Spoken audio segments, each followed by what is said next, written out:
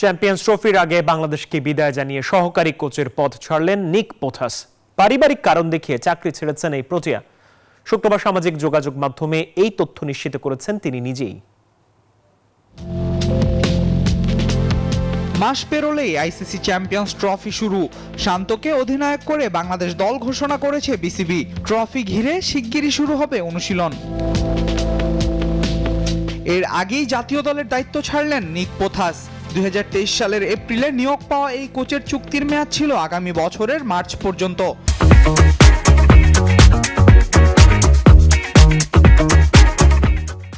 দক্ষিণ আফ্রিকার এই সাবেক ব্যাটসম্যান পদত্যাগের পেছনে দেখিয়েছেন পারিবারিক কারণ। বিসিবির ক্রিকেট পরিচালনা বিভাগের ইনচার্জ শাহরিয়ার নাফিস এই তথ্য নিশ্চিত করেছেন।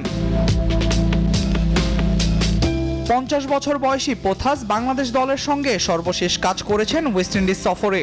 ডিসেম্বরে সফরটি শেষ হওয়ার পরই বিসিবিকে পোথাস তার সিদ্ধান্ত জানিয়ে দিয়েছিলেন বলেও জানান নাফিস।